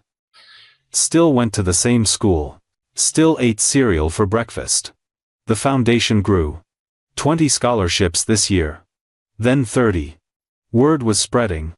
More donations coming in. Eleanor's legacy expanding. But with growth came challenges. A reporter called one day, wanted to do a story about Sky. The girl who saved a billionaire's mother and became a foundation board member at 11. Human interest piece, he said. Inspiring story. Sky's mom said no immediately. My daughter's not a spectacle. But Ethan thought differently. It could help. More publicity means more donations. More donations mean more scholarships. They argued for an hour. Sky sat quiet, listening. Finally, she spoke. What would Eleanor do? Everyone stopped. Looked at her. She never sought attention, Ethan admitted. Did her work quietly. Let the results speak. Then that's what I'll do, Sky said. No interview. The reporter pushed back. Called 3 more times. finally gave up. But the story leaked anyway. Someone at the foundation talked. Within a week, articles appeared online. 10-year-old hero now runs charity foundation. From wheelbarrow to boardroom. Compaq, one girl's incredible journey. The poorest board member of America's richest foundation. The headlines made Sky's stomach turn. They got facts wrong. Made her sound like a saint. Turned Eleanor into a fairy godmother. It wasn't real. Wasn't true. Wasn't the story at all. At school, everything changed again. Kids she'd never spoken to suddenly wanted to be friends. Asked about money. About meeting famous people. About the foundation. Nobody asked about math anymore. Nobody cared about the real her. One day she came home crying. Her mom found her on her bed, face buried in her pillow. "Baby, what happened? Everyone treats me like I'm different. Like I'm special. But I'm not. I just helped someone." Her mom sat down. Stroked her hair. "You are different now. Not better, just different. Your life changed. That's not your fault. I wanted to go back. I want to be normal again. You can't go back. Only forward. The question is, what kind of forward?" Sky sat up. Wiped her face. "What do you mean? You can hide from this. Be embarrassed by it. Wish it never happened. Or you can own it. Use it. Turn the attention into something good." "How?" "I don't know yet. But you will. You're smart like that." That night Sky pulled out Eleanor's letter. "Read it for the 100th time. There will be days when you doubt yourself. When you feel small or inadequate. When the weight of this opportunity feels too heavy. This was one of those days." She touched the necklace. Closed her eyes. Tried to feel Eleanor's presence. "What do I do?" she whispered into the darkness. No answer came. But somehow she knew. Deep in her gut. She couldn't hide. Couldn't run. Had to face this head on. The next day at school, she asked Mrs. Chen for help. "I want to start a club. Teaching other kids about giving back. About character over credentials. About helping people."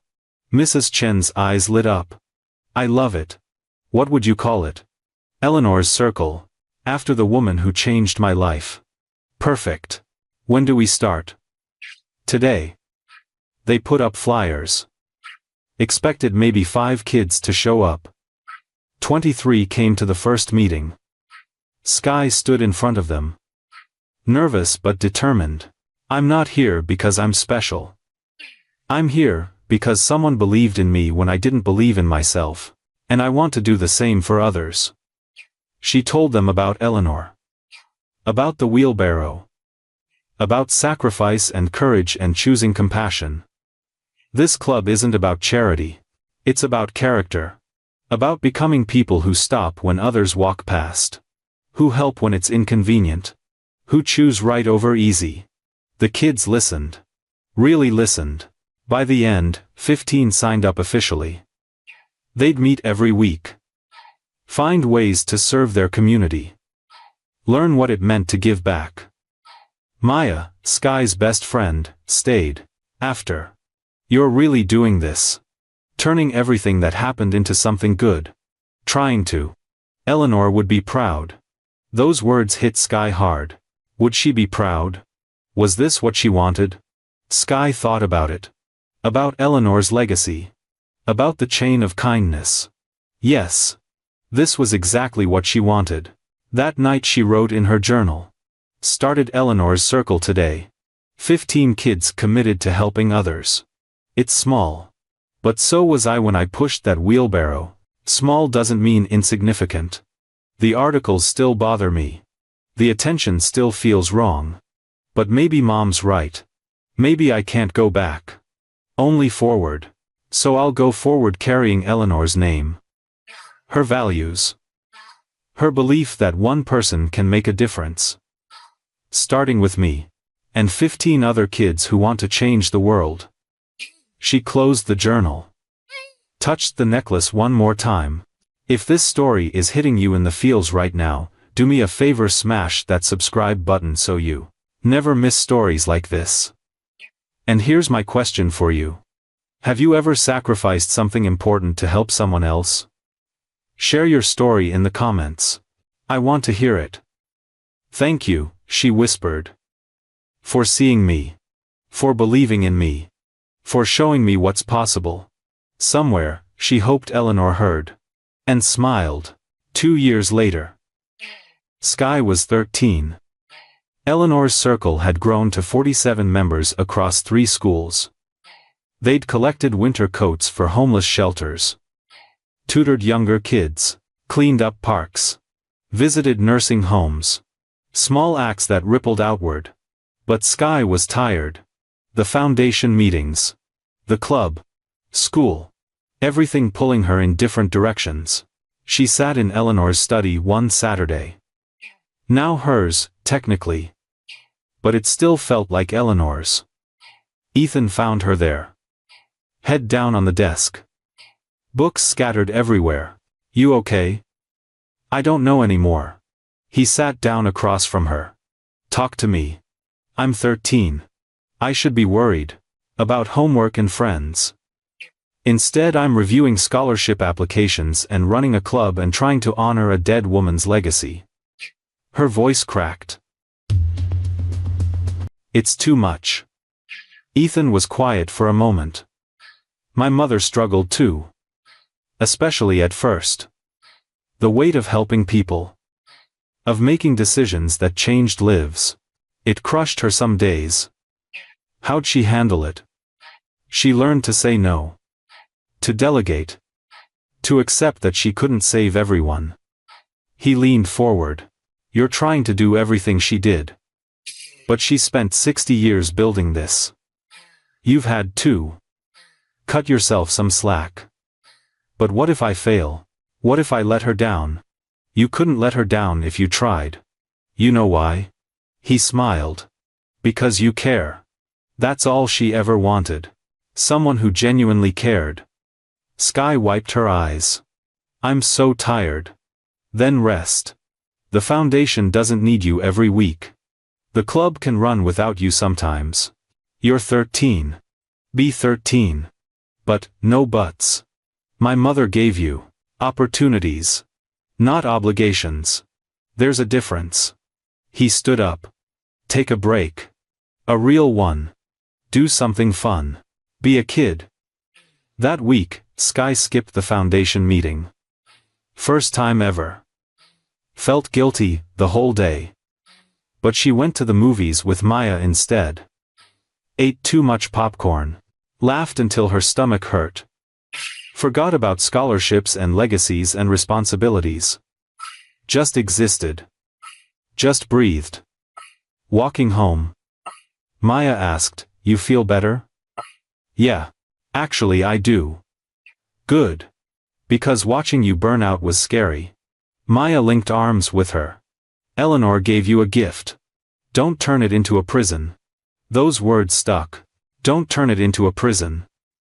Sky realized she'd been doing exactly that, making Eleanor's legacy a burden instead of a blessing. At home, she opened Eleanor's letter again.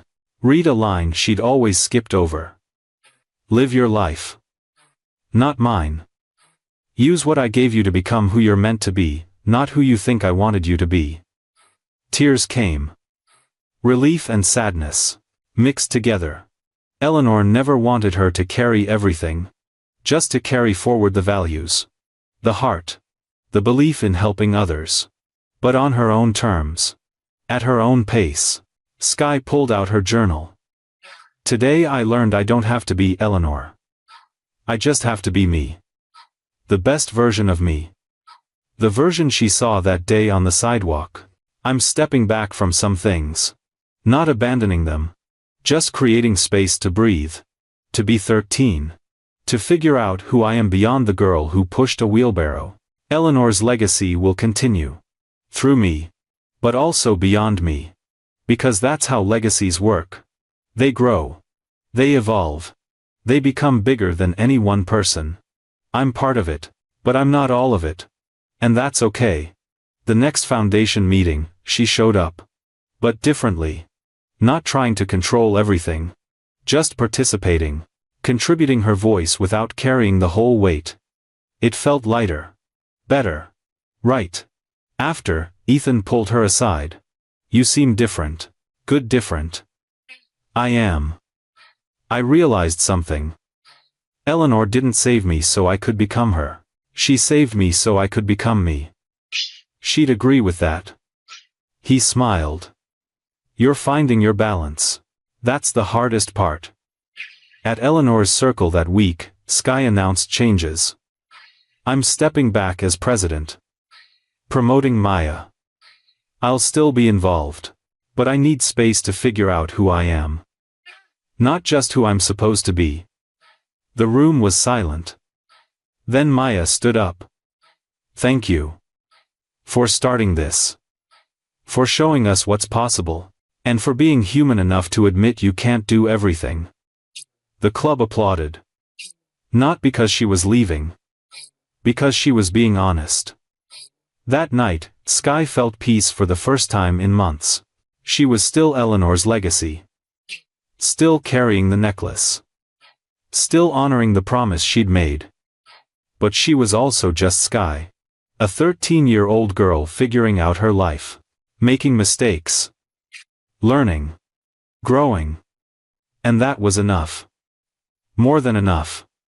She looked at Eleanor's picture on the desk. The one from when she was young. Maybe 20. Full of dreams and determination. I'm trying.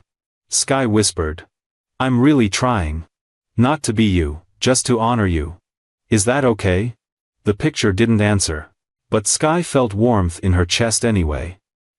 Like Eleanor was saying yes. Like, she understood.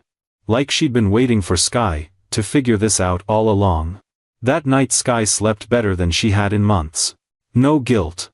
No pressure, no weight crushing her chest. Just peace. And the knowledge that she was exactly where she needed to be. Doing exactly what she needed to do. On her own terms. At her own pace. With Eleanor's love guiding her. Not controlling her. The next morning, she woke up smiling, ready to face whatever came next. Not as Eleanor's replacement. But as Sky. Eleanor's legacy. Eleanor's hope. Eleanor's investment in the future. But most importantly, herself. And that made all the difference. 5 years later. Sky was 18. High school graduation day. She stood in her cap and gown. Valedictorian. Full scholarship to MIT waiting. Everything Eleanor had dreamed for her. But today felt bittersweet. Eleanor should have been here. In the crowd. Watching. Sky touched the necklace under her gown. Still wore it every single day. Her name was called. She walked to the podium to give her speech.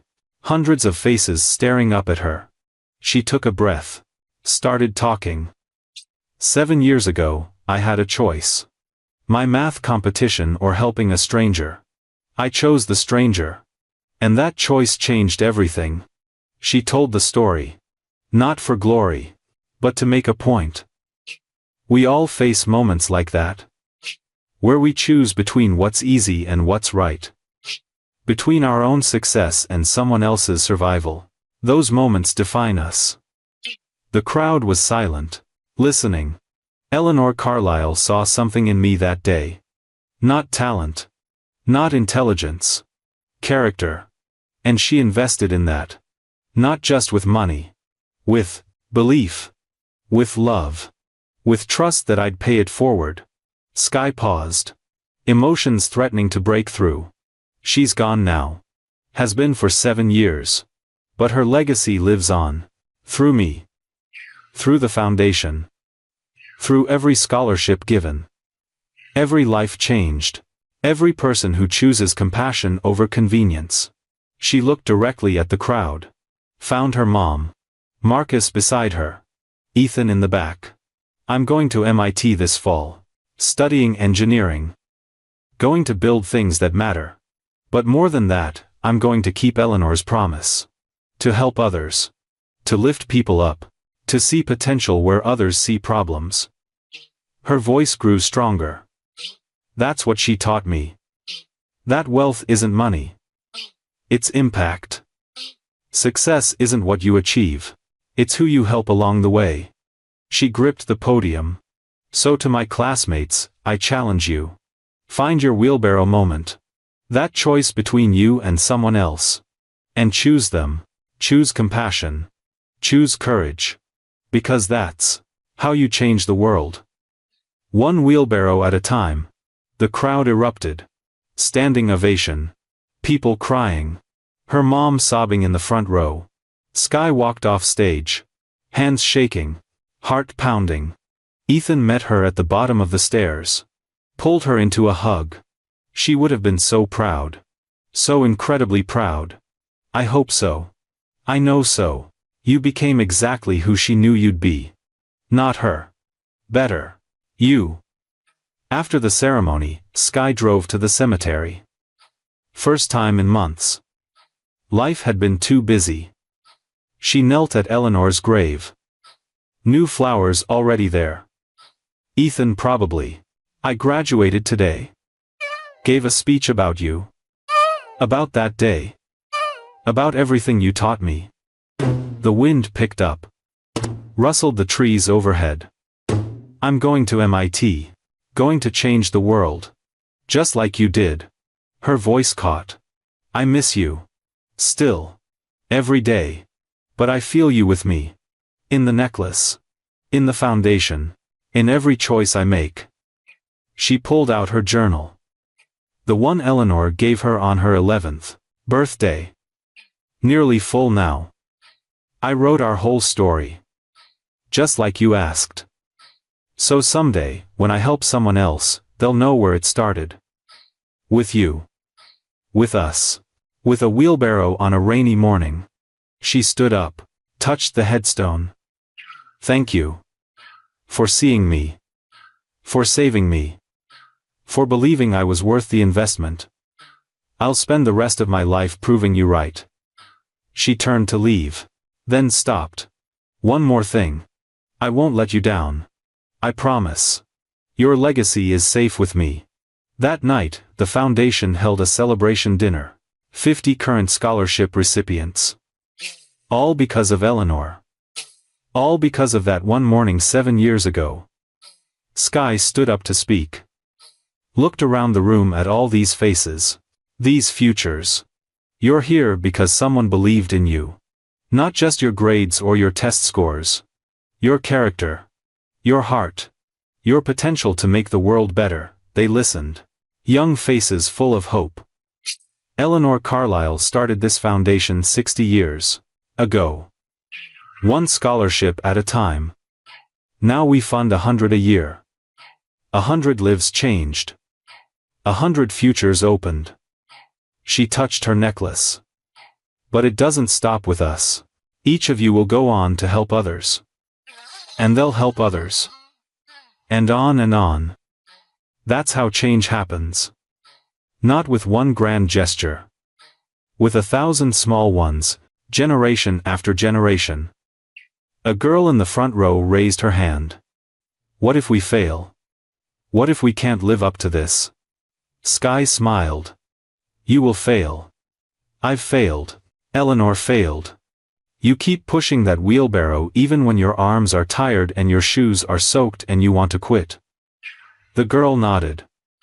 Understanding. You're not here to be perfect. You're here to be human. To try. To care. To choose compassion when the world tells you to choose yourself. Sky looked around the room. That's all Eleanor ever asked. That's all I'm asking now. After dinner, a young boy approached. Maybe 9. One of the recipient's younger brothers. Are you the wheelbarrow girl? Sky laughed. I guess I am. My sister says you're a hero. I'm not a hero. I'm just someone who stopped. That's what heroes do, he said simply. They stop when everyone else keeps walking. His words hit hard. Out of the mouths of children. He ran off. Back to his sister. Sky stood there, watching all these people. All these lives. All this possibility. 7 years ago she pushed a wheelbarrow through the rain. Gave up her competition. Sacrificed her dream. And gained so much more. Not just college. Not just money. Purpose. Meaning. Legacy. She'd become part of something bigger than herself. A chain of kindness stretching back decades, forward into the future.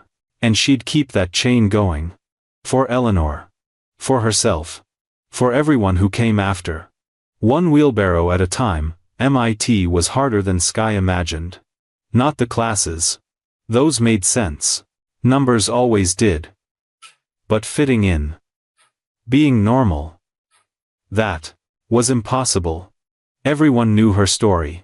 The articles had resurfaced when she enrolled. Wheelbarrow girl attends MIT on full scholarship. People stared. Whispered. Pointed. Some were kind. Others jealous. Most just curious. Her roommate was a girl named Priya, smart. Quiet. Didn't care about Sky's past. You're here because you're brilliant, Priya said on move-in day. The rest is just noise. Sky liked her immediately. But 3 weeks in, things got complicated. A professor called her to his office. Dr. Morrison. Taught advanced engineering. Miss Anderson. Sit please. Sky sat. Heart racing. Had she done something wrong? I've been following your foundation's work. Impressive. Very impressive. Thank you, sir. I have a proposition. I'm working on a project. Low-cost water filtration systems for developing countries. Could save millions of lives. But I need funding. Sky understood immediately. You want the foundation to fund it. Dollars. 5-year project. Your name attached would bring credibility. $500,000. The foundation had it. Barely. But it would mean fewer scholarships this year. I need to think about it. Of course. But I need an answer by Friday. Other investors are interested. Sky left his office feeling sick. This was exactly what she feared. People using her. Using Eleanor's money. But was that fair? Maybe the project was legitimate, maybe it could actually help people. She called Ethan that night. What do I do? What does your gut say? That something feels wrong. But I can't explain why. Then trust that. Eleanor always said if something feels off, it usually is. But what if I'm wrong? What if I pass up something that could save lives? Then you pass it up. You can't fund everything. Can't save everyone. That's the hardest lesson. Sky didn't sleep that night. Kept thinking about water filtration. About people dying from bad water. About having the power to help, and choosing not to. The next day she did research. Found Dr. Morrison's previous projects. 3 failed startups. 2 lawsuits from investors claiming fraud. Her gut was right. Friday came. She went to his office. I'm sorry. The foundation can't fund your project. His face changed. Friendly to cold in seconds. That's disappointing.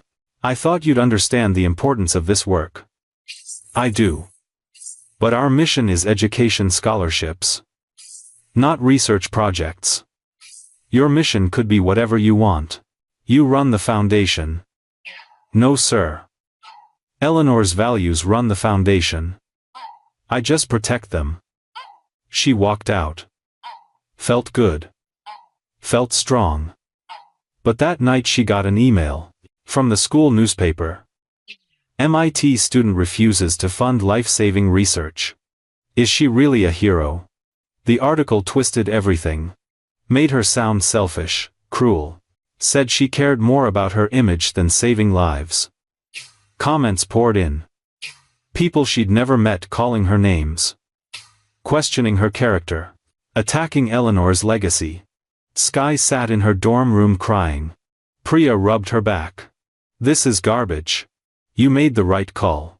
Then why does it feel so wrong? Because people are cruel. Especially when they don't understand. Ethan called an hour later. I saw the article. Ignore it. Everyone's reading it. Everyone thinks I'm terrible. Everyone who matters knows the truth. The rest? They don't know you. Don't know what you stand for. Their opinions don't count. But what if they're right? What if I should have funded it? You did your research. Found red flags. Made a careful decision. That's not wrong. That's responsible. The next week was brutal. People confronted her. In class. In the dining hall. Asked how she could refuse to save lives. One girl cornered her in the bathroom. My cousin died from bad water. You could have helped. Sky wanted to disappear. To quit. To give up. Instead, she wrote an op-ed. Submitted it to the same newspaper. I didn't refuse. To save lives. I refused to waste money on a questionable project with a problematic leader. There's a difference. The foundation exists to provide education scholarships. That's what Eleanor wanted. That's what I'll protect. We can't fund everything. Can't save everyone. We make careful choices based on research and values. That's not cruel. That's responsible stewardship. If that makes me unpopular, so be it.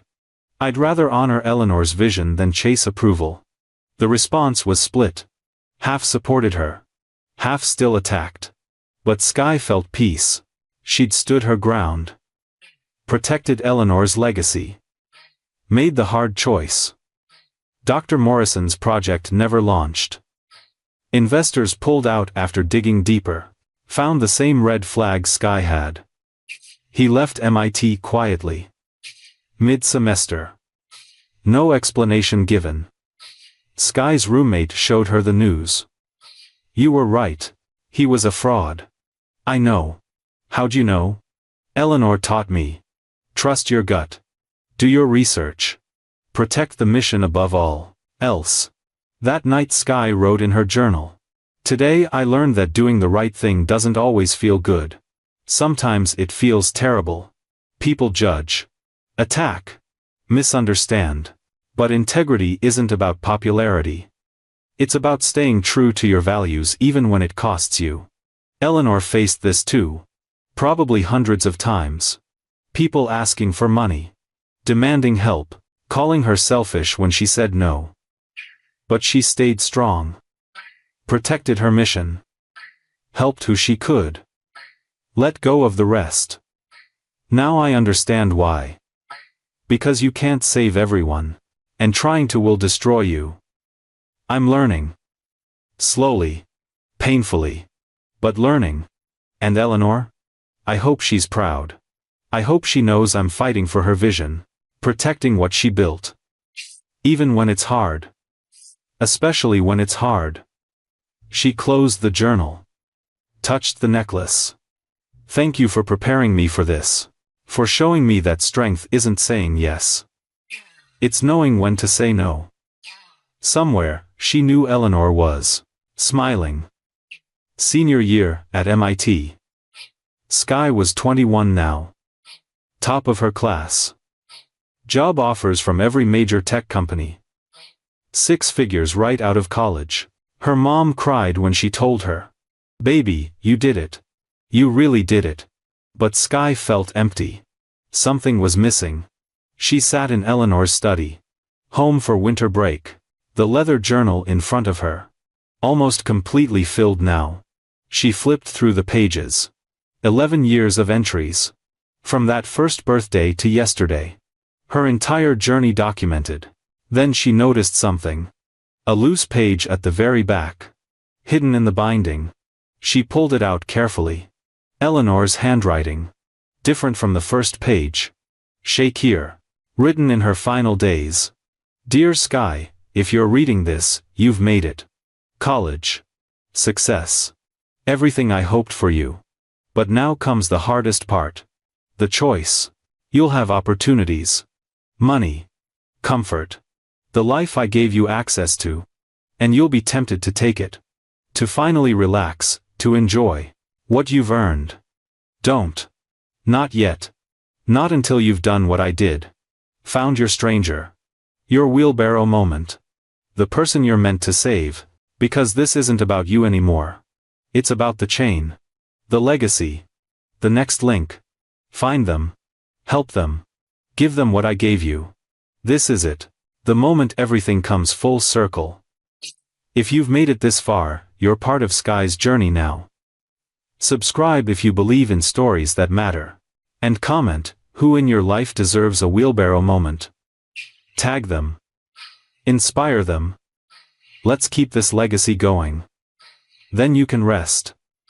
Then you can enjoy. Then you've truly honored what we built together. I love you. I believe in you. Now go change someone's life the way you changed mine. Eleanor. Sky's hands shook. Tears blurred the words. Find her stranger. Her wheelbarrow moment. She'd been so focused on success. On making Eleanor proud. On proving the investment was worth it. But she'd forgotten the most important part, passing it forward. She pulled out her phone. Called Ethan. I found another letter. From Eleanor. What does it say? She read it to him. Her voice breaking. Silence on the other end. Then. She's right. It's time. Time for what? To find your person. Your legacy, your chance to be what she was for you. How do I find them? Quote of your. You don't. They find you. Just like you found her. When you're ready, they'll appear. Sky hung up. Sat with the letter, read it 5 more times. The next day she turned down all the job offers. Every single one. Her professors were shocked. You're making a mistake. These opportunities don't come twice. I know. But I need to do something else first. She moved back to California, back to her old neighborhood. Got a small apartment. Took a part-time job at the community center. Her mom was confused. Baby, what are you doing? You could be making millions. I need to find my person, Mama. The one I'm supposed to help. Like Eleanor helped me. And if you never find them? Then I keep looking. Weeks passed. Then months. Sky worked with kids. Taught math. Helped with homework. Waited. Nothing. Maybe she was crazy. Maybe she'd thrown away her future for nothing. Then one Tuesday afternoon, she saw her. A girl. Maybe 10. Sitting outside the center. Crying. Backpack torn. Clothes dirty. Sky walked over. Sat down beside her. You okay? The girl looked up. Eyes red. I missed my scholarship interview. Had to take care of my grandma. She fell. Nobody else could help. Sky's heart stopped. The words echoed. Had to help. Nobody else could. What's your name? Jasmine. Tell me about this scholarship, Jasmine. The girl explained. Full ride to private middle school. Academic program for gifted kids. Her one shot out of poverty. But I missed it. They won't reschedule. Now I'm stuck at my regular school. Where nobody cares if I learn anything. Sky felt it. The pull. The recognition. This was it. Her wheelbarrow moment. What if I told you that missing that interview might be the best thing that ever happened to you? Jasmine looked at her like she was crazy. How? Because sometimes when we sacrifice for others, the universe sends something better. Something we never saw coming. That's stupid. Nothing better is coming. I'm poor. I'm stuck. That's it. Sky smiled. Remembered saying almost the same thing once. To Mrs. Chen. To her mom. To anyone who tried to give her hope. Can I tell you a story? Sky asked. I guess. When I was 10, I had a big competition, math. Biggest day of my life. But on the way there, I found an old woman who needed help. And I had to choose. My dream or her life. Jasmine leaned in slightly. Interested despite herself. I chose her. Pushed her in a wheelbarrow for 2 hours. Missed my competition. Thought my life was over. What happened? That woman changed everything.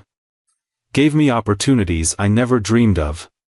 Sent me to MIT. Changed my whole family's life. All because I stopped when everyone else kept walking. Jasmine's eyes widened. For real? For real. And you know what? You just did the same thing. You chose your grandma over your scholarship. That takes courage most adults don't have. But I lost my chance. Did you?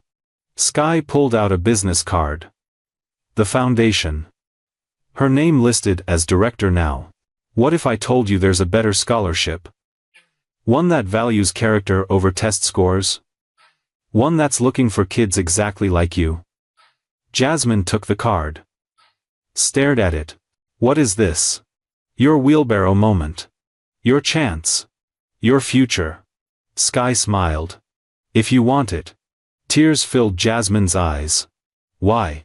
You don't even know me. I don't have to. I know enough. You sacrificed for someone you love. That's all I need to know. Jasmine started crying. Really crying. Sky pulled her close. Let her sob. This was it. The moment Eleanor prepared her for. The reason for everything. She'd found her person. Her legacy. Her chance to complete the chain. And it felt exactly right. 1 year later. Sky stood in front of a crowd. The foundation's annual gala. 200 people. All donors. All supporters. All believers in Eleanor's vision. Jasmine sat in the front row. Clean clothes. Confident smile. Thriving at her new school. Straight A's. Already talking about college. Sky touched the necklace. Did it every time she spoke publicly. Her connection to Eleanor. Her reminder of why she did this. 12 years ago, I made a choice. My competition or a stranger's life. I chose the stranger. And Eleanor Carlisle chose me. The room was silent. They'd heard this story. But they never got tired of it. She taught me that wealth isn't money. It's impact. Success isn't what you achieve. It's who you help along the way. Sky gestured to Jasmine. This is Jasmine. She made the same choice I did. Her scholarship interview or her grandma's safety. She chose her grandma. And I chose her. Jasmine stood up. Waved shyly. The crowd applauded. But she's not the only one. This year we funded 150 scholarships. Next year we're aiming for 200. And it's all because of you. Your donations. Your belief. Your commitment to passing forward what Eleanor started 63 years ago. She paused. Let that sink in. 63 years. That's how long this chain has been going. From the woman who saved Eleanor to Eleanor who saved me to me saving Jasmine to Jasmine who will save someone else someday. She looked directly at the audience. That's the power of compassion. It doesn't end. It multiplies. 1 act becomes 2. 2 becomes 10. 10 becomes 100. And suddenly you've changed the world. Ethan sat at the head table. Gray hair now. Early 50s. But the same kind eyes, the same pride in his smile. Beside him sat Marcus, 20 now. Sophomore at Berkeley. Engineering major, following in Sky's footsteps. And her mom, retired from the hospital last year. Finally. After 30 years of night shifts and double overtime, her family. Her foundation. Her legacy. Eleanor used to say that one person can't change the world. But one person can change one life. And that one life can change another. And another. Until the whole world shifts. Sky felt tears building. Fought them back. She was right. I'm proof. Jasmine's proof. The 150 kids we helped this year are proof. And the thousands we'll help in the years to come are proof. She held up her journal. The one Eleanor gave her on her 11th birthday. Completely filled now. I've documented everything. Every struggle. Every victory. Every lesson learned. Because someday, Jasmine will need it. Or someone after her. Or someone after them. She looked at Jasmine. Their eyes met. This journal is yours now. Read it. Learn from it. Add your own story. Then pass it to the next person. Keep the chain going. Jasmine came forward. Took the journal. With shaking hands. I won't let you down. You couldn't if you tried. Just be yourself. Help who you can. Do what's right. That's all Eleanor ever asked. That's all I'm asking now. They hugged. The crowd stood. Applauded. Some crying. Some smiling. All moved. This was why Eleanor did it. Why she built this foundation. Why she invested in one girl who stopped to help a stranger. Because that one girl became 2. 2 became 10. 10 became hundreds. And the chain continued. Unbroken. Unstoppable. After the gala, Sky visited Eleanor's grave. Like she did every year on this date. I did it. I found my person. Passed it forward like you asked. The wind picked up. Rustled the flowers. Felt like an answer. Jasmine special. Just like you said I was. She's going to do amazing things.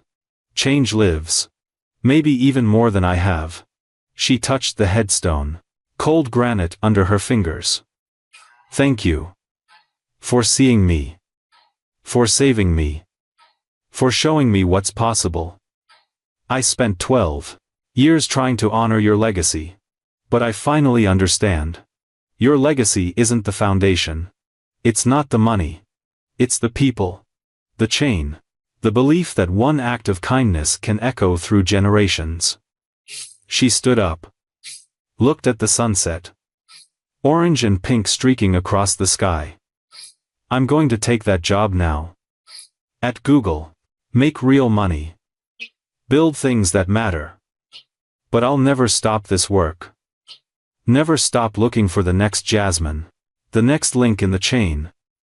She started walking to her car. Stopped.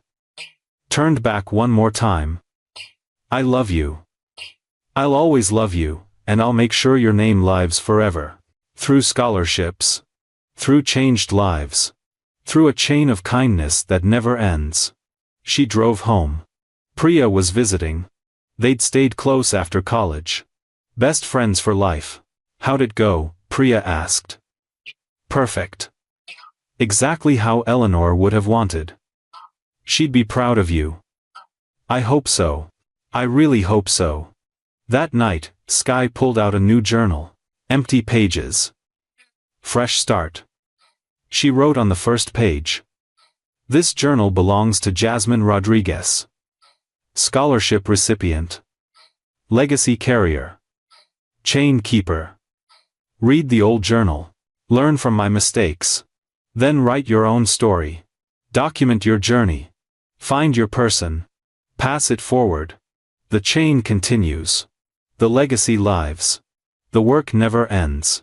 From one girl who stopped to help a stranger to another.